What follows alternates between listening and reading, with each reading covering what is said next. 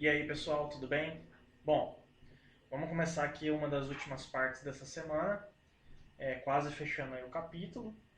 Basicamente assim, em termos de classe geral de reações, eu acredito que esse é um dos últimos tópicos, assim, no sentido de mecanismos gerais, tá? De reatividade e tal. Aí depois a gente vai ter as reações assim, que são clássicas, que recebem alguns nomes, né? E aí eu também gravei aí não só isso, mas depois um fechamento aí do capítulo aí com as reações que são intramoleculares, tá? Bom, então aqui, pessoal, a gente vai aprender o que a gente chama de adições conjugadas. Conjugadas porque envolve no mecanismo, né, ressonância. Então, para começar a falar disso daí, a gente precisa lembrar aqui, ó, quando a gente tem a condensação aldólica, tá? Vocês lembram aqui, ó, de uma condensação aldólica? Quando eu fazia ela lá com aquecimento, uma base forte, especialmente o NaOH. Lembra que o produto final da condensação, né? Ele eliminava aquele OH? Vocês lembram disso? Para quem não lembra, dá uma olhada aí na semana passada, tá? Na hora que a gente fala de adição aldólica. Aí tem um tipo lá de adição que ela, com temperatura alta, ela elimina. Que aí a gente chama de condensação aldólica. Então, quando eu tenho aí a condensação aldólica, eu formo um tipo de espécie, né, que a gente chama de aldeído, no caso de um aldeído sendo feito, né, aldeído alfa-beta insaturado. E aí, pessoal, essa classe de materiais aí, esses aldeídos com essa insaturação entre a posição alfa e beta, eles exibem um tipo de reatividade que é bem característico, tá? Então observem aqui comigo essas estruturas de ressonância aqui, ó. Olha lá.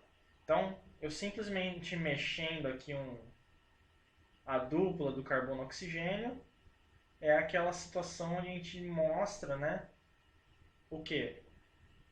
A carbonila deficiente em elétrons, né? Isso a gente viu lá nas aulas do início do semestre. Só que agora eu tendo uma dupla ligação que está conjugada no sistema, o que acontece?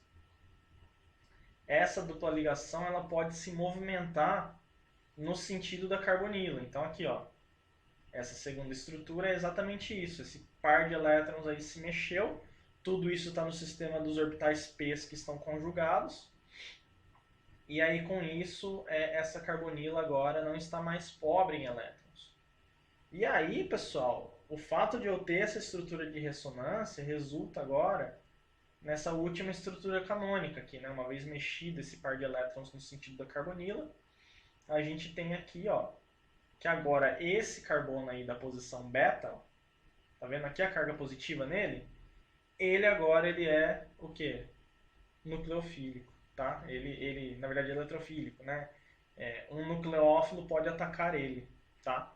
Então, obviamente que na média, né, a gente tem então aquela coisa toda do híbrido de ressonância, mas então a gente pode, na verdade, ó, tá vendo aqui, ó, se eu representar aqui então a estrutura geral de um aldeído alfa-beta insaturado, a gente tem cargas localizadas onde? Negativa no oxigênio, né, visto que ele fica com caráter aniônico, ligeiramente positiva na carbonila, que a gente já conhece essa reatividade, e agora, quando eu tenho essa insaturação, veja bem, quando eu tenho essa insaturação na posição alfa e beta, eu tenho que ter essa ligação dupla se mexendo ali para que isso seja de fato, isso ocorra de fato.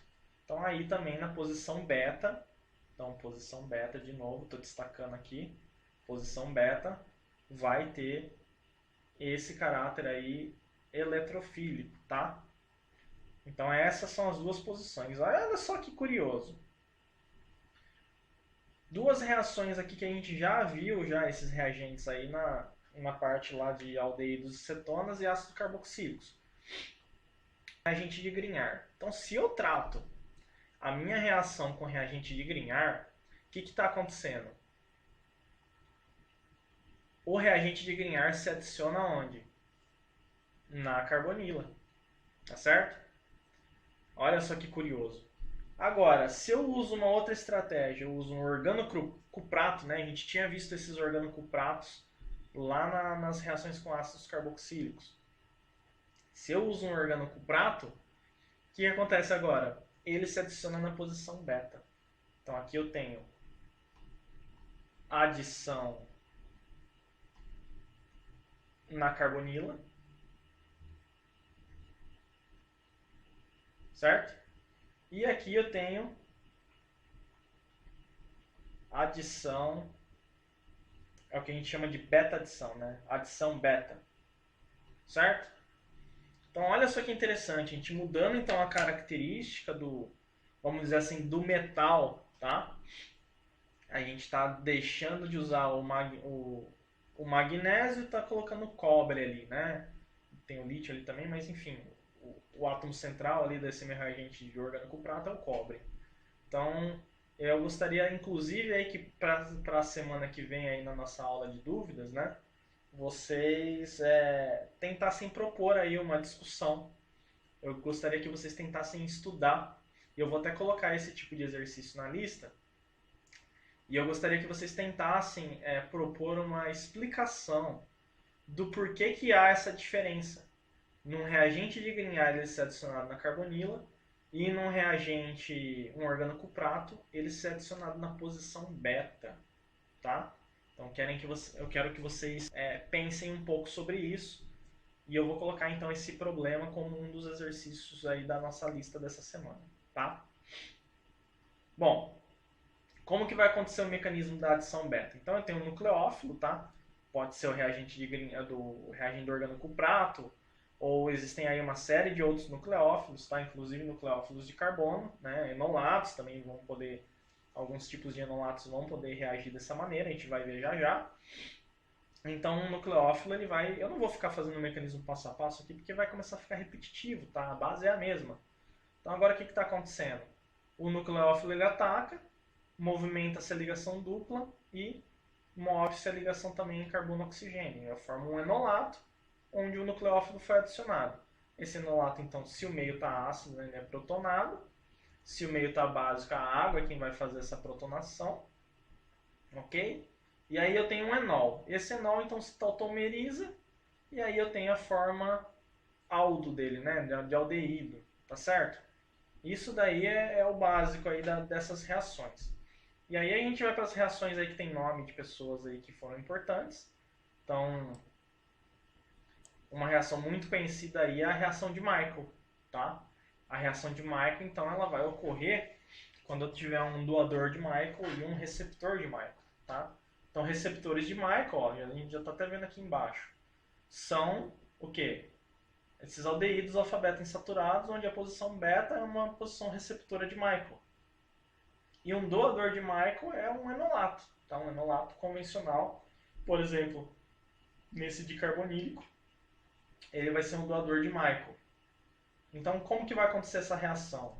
Ó, então, um meio básico proporciona que o dicarbonílico forme ali o enolato, tá?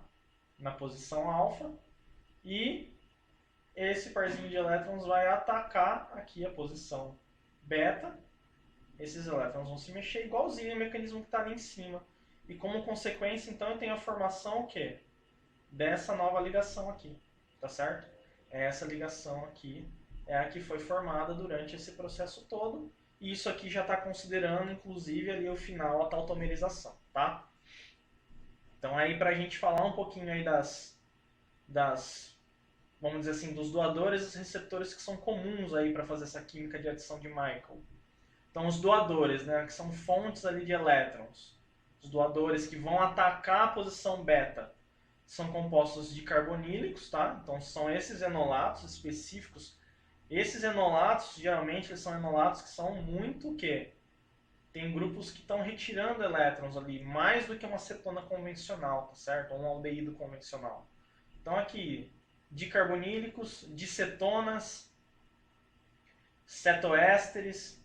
Aí quando eu tenho também uma cetona e uma nitrila, né, vizinha ali na posição beta, eu tenho também essa questão retiradora para formar esses enolatos. Aqui a gente também tem aqui, ó, por exemplo, um grupo R podendo ser alquil, tá? Vizinho a um nitro, eu tenho também um sítio doador de Michael. Isso daqui é muito comum nas reações que a gente chama reação de Henry. Reação de Henry. É quando forma esse carbônio aí vizinho a um nitro, que geralmente são essas reações de Henry, tá? Que trazem isso daí. E os organocupratos ali, que a gente já aprendeu um pouquinho sobre eles. Do outro lado aqui eu tenho receptores de Michael. Então, aldeídos alfa-beta-insaturados, cetonas alfa-beta-insaturadas, ésteres alfa-beta-insaturados, amidas alfa-beta-insaturadas, que mais? Nitrilas alfa-beta-insaturadas e compostos nitro-alfa-beta-insaturado. Aqui a gente pode chamar isso de nitro-olefinas. Olefinas porque quando a gente tem ligações duplas, né, isso pode ser uma cadeia, etc., são chamados de olefinas, tá? Especialmente quando são cadeias grandes, né, porque aí já realmente lembra aí alguns ácidos graxos, etc. Então é por isso que a gente tem essa nomenclatura de olefinas. Então alcenos também são conhecidos como olefinas, tá certo?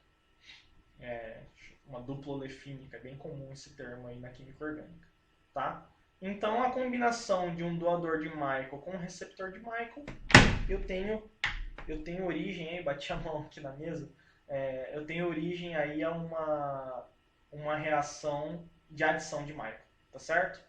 Então é isso aí, pessoal. Eu vou falar agora umas aplicações aí diferentes aí de reações que são tipo adições de Michael no próximo vídeo, tá? Que aí a gente vai falar também um pouquinho das enaminas.